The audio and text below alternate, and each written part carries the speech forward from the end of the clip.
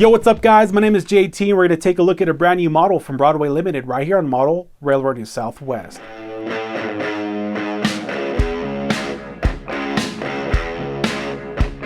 Don't forget to get $10 off your next order of $50 or more on trains.com. That's trains with a Z.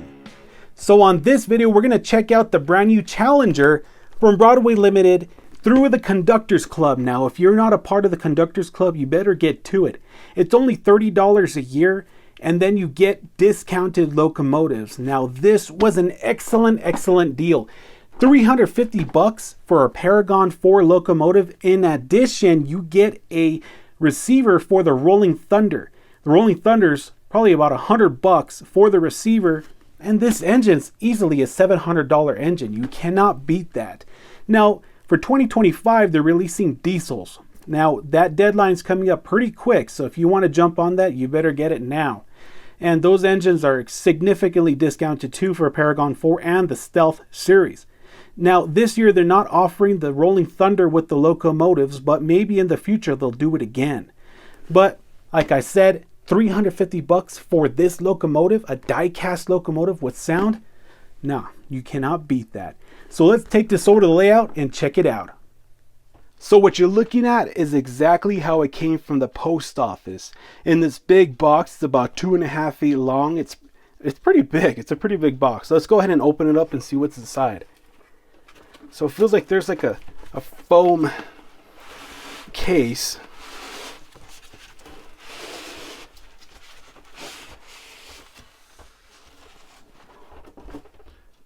Alright, so let's go ahead and take this off. Wow, check that out. Doesn't that look cool? Wow, that's pretty neat. I like how they included the Rolling Thunder receiver, with the locomotive. I think that's pretty cool. So here is the receiver here. I'll go ahead and open this up later and you guys can see how that looks and how to connect it to your system and stuff like that. So here is the locomotive. We'll go ahead and pull that out. It's a pretty heavy box. I am such a sucker for limited run boxes and just custom boxes, and I think this is pretty neat. This is very different than the usual Broadway limited packaging. I like the Conductors Club badge there, and I like the color of the lettering, and I like the color of the box. It looks pretty neat. So the locomotive I chose was the Challenger 3985. This is the Excursion appearance. This is going to look pretty cool with the Excursion train that I have. This also has Paragon 4 with smoke and sound. Let's go ahead and open this up. So contrary to me saying that it's very different than the Broadway Limited packaging, it's very similar as you slide the outer cover out and there's the locomotive there. Let's go ahead and pull out the locomotive. Oh boy, yeah, this is a pretty heavy model. Over here, you'll find a small envelope.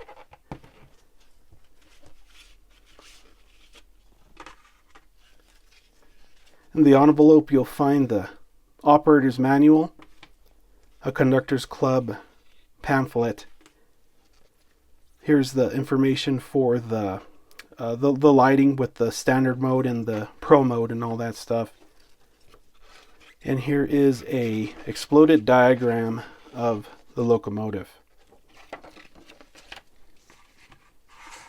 Now on to the locomotive itself. So you just go ahead and slide this over. One thing I really wanted to mention, and I like to talk about this with Broadway Limited locomotives. In fact, you should do this with any locomotive, but there is this little sign here, and it tells you to turn the track power off before you put it on the track. And the reason is because if it has so many wheels, and if you were to accidentally short it out, you could damage the decoder or damage some of the lights, do something bad to it. So always turn off track power, put the locomotive on, and then you could turn on the track power.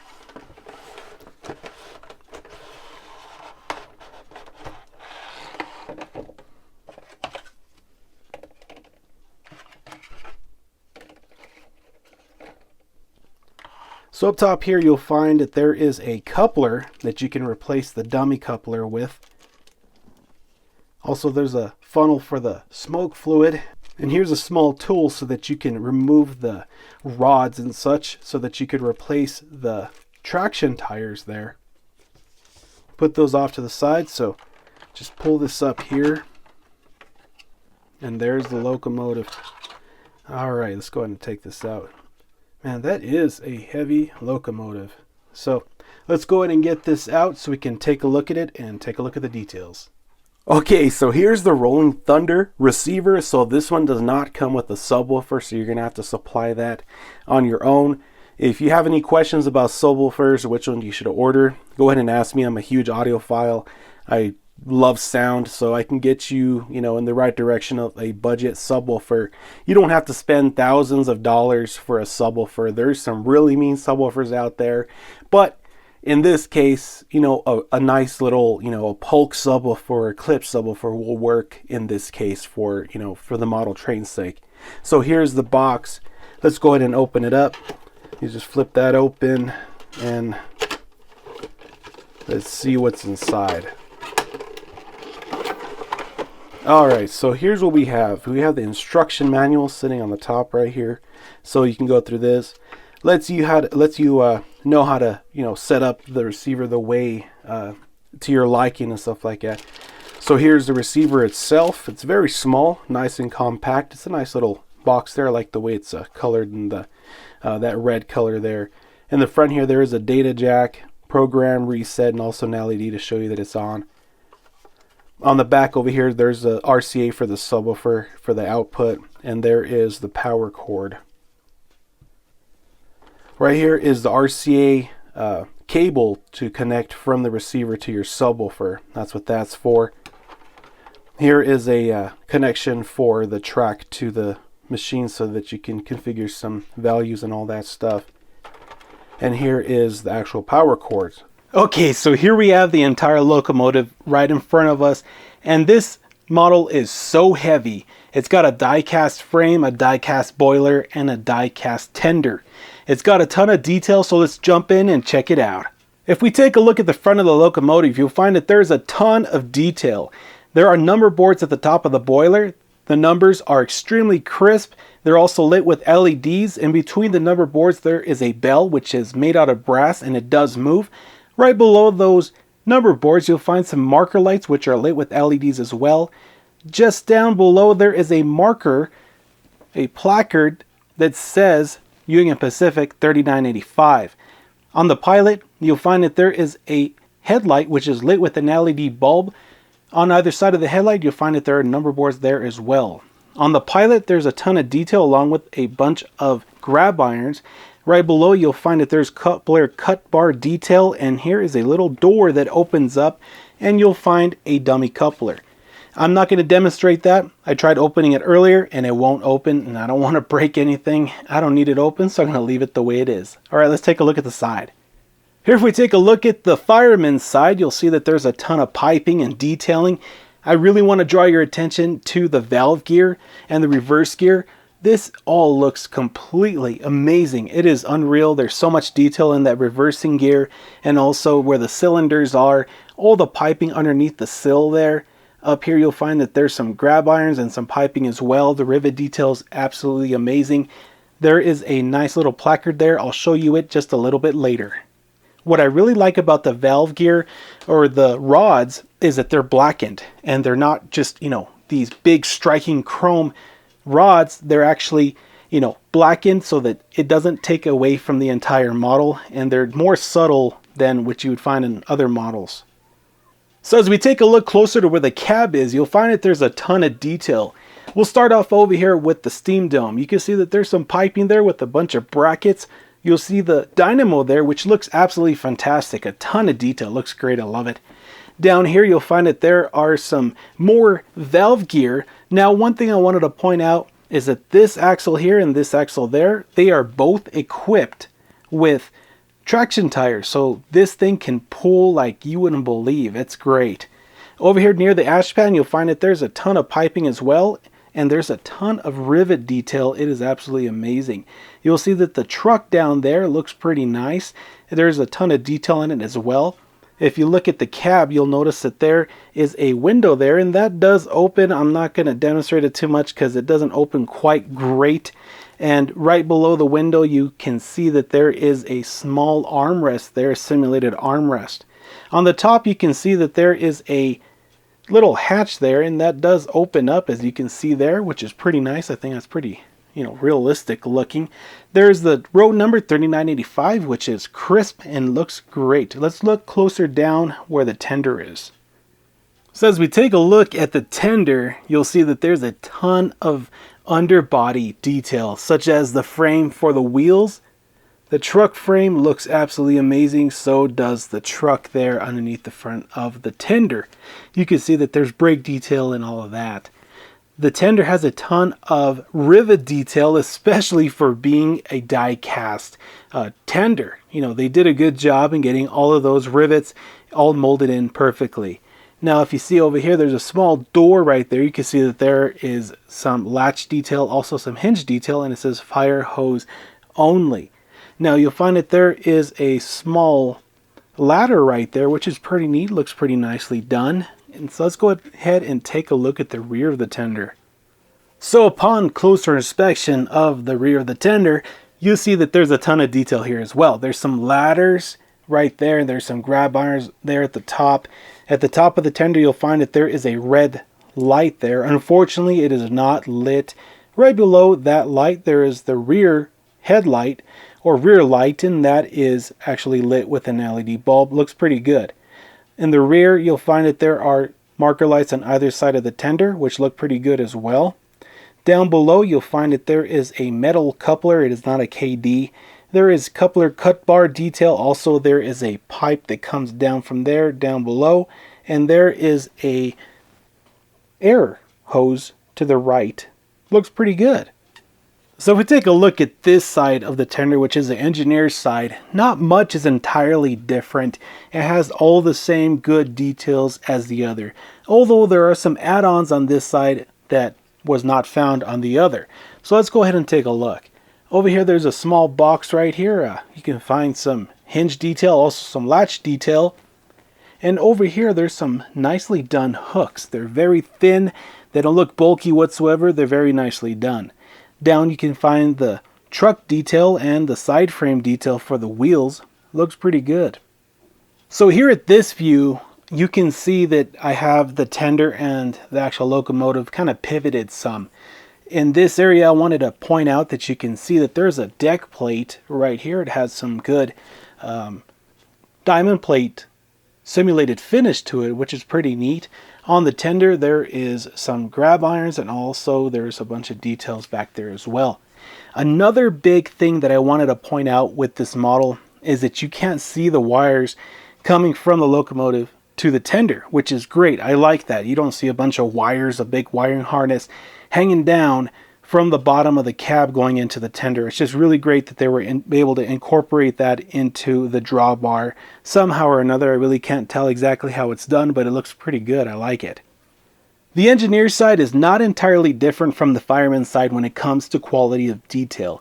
There is a ton. You can see right there near the ash pan, there's a ton of detail. There's some piping here underneath the sill. There's a ton of detail underneath the boiler there. All these tanks, and over here on the sill you can see that there is some tread right there on the walkway, and you can see that there is a grab iron that spans all the way from the front all the way to the rear. Also, I want to point out that I really wish that Broadway Limited would incorporate ash pan flicker. That would incredibly change the whole game when it comes to these Broadway Limited locomotives. These locomotives are already top notch and they're already great locomotives, and if they were to add that, that would be incredibly amazing. There's a lot of Lionel and MTH locomotives that have that feature, and it's just absolutely amazing to see that going down the track, especially for nighttime ops. So Broadway Limited, if you're watching this video, add some flicker to that ash pan. Everybody would be extremely grateful for that. So as we take a look at the engineer's side, at the front of the locomotive, I wanted to point out a few things. Now, what I wanted to point out are these placards right here. Those look absolutely amazing. Legible under magnification, and they're just not just like a blob of letters stamped on the side of this locomotive. You can actually read those. Now I'm going to try to zoom in as close as I can and get you the best picture that I can on this video, but it does not do it justice actually of getting a magnifying glass and holding it up to that and seeing how good those look. And again, there's that great looking reverse gear and all those rods, and the valve gear looks absolutely amazing. I'm sure you can see it a little bit better in this shot with the light shining on it. But let's go ahead and take a look at the top of the locomotive. I'll tell you what, it's not incredibly easy trying to get this entire model in the shot, so we're gonna have to take it in pieces. So here's the first section. Over here is the exhaust. Now this is equipped with a smoke unit, so all you have to do is add the smoke fluid down either one, and then you can experience the smoke, and this one smokes a ton. Over here is the whistle. This has whistle steam on it, so every time you press the whistle button, it shoots out a nice little plume of smoke. Over here are the steam domes, and look pretty nice and detailed, all those pipes right there. Here are the safety valves, which look pretty nice. Those are made out of brass. There you can see the dynamo, and over here you can find that little hatch that I was telling you guys about earlier that can move up and down, and there's actually some hinge detail on that as well. Let's go ahead and take a look at the tender. The top of the tender is pretty well done. You can see that there is some hatch detail there, and there. There's a small box right there with a lid that you can see the hinge detail on it as well. Over here there's sort of like a grate detail, like metal grating, which looks pretty neat. On top of there you'll find that there's some hatches there as well, along with some piping and all the grab irons. So let's go ahead and take this over the layout and see how it sounds.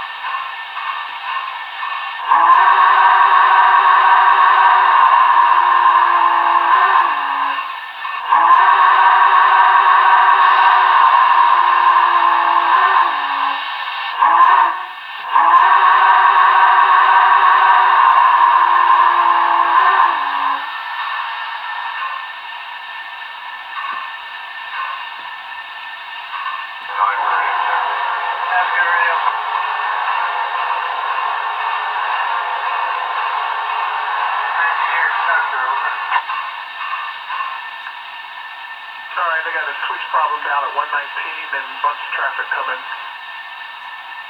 Safety pickers at 34, they're a little too close. The Walthers going over to clear the crossing. 700 gas, a big load for the trade. Yeah, we may need a pusher. Okay, roger that. Move on out. The brothers cars are next. Yeah, roger.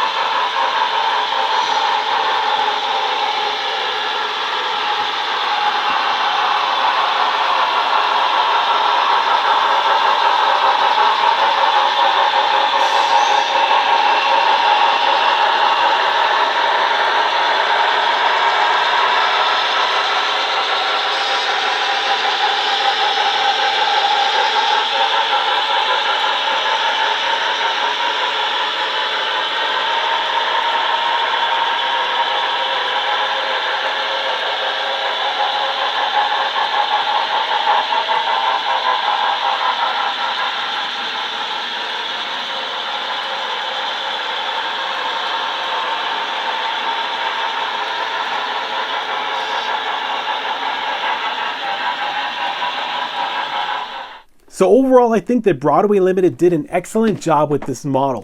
A ton of detail, it smokes you out of the room, and it runs flawlessly. I'm very happy to have been able to add this to my collection of heritage engines and stuff like that for the Union Pacific. And I think it looked great with those E9s. I know I need the older style tenders. I should have got them from Skilled Trains a couple of weeks ago, but I didn't. They were on sale. Man, oh well. I'll wait till they come up on eBay, or if I see them at a train show, then I'll get them. So a few of you had trouble with your locomotives with the trailing trucks on the locomotive. I'm sorry that happened. This one didn't have any flaws. It just happens, I guess. I've had a few engines that have come in from other manufacturers that are broken, missing detail parts, and it sucks. I'm sorry you guys had that happen. I hope Broadway Limited fixes it for you guys pretty quickly. So this set also came with the receiver for the Rolling Thunder. I wasn't exactly happy with it. It was just really loud. It got obnoxious after a while. I think the subwoofer is just really big, and I think it'd probably be better with an 8-inch. I think the 10-inch was a little too big. I turned down the volume and everything. It was just a little obnoxious to me. Like, I'm a sound guy and everything like that, but it was just a little too much bass. And then the whistle, it had a strange resonance when you would press it. I just didn't care for it. So I think that'll just sit underneath the layout for now until maybe I'll tinker it a little bit more later to see if I like it or not.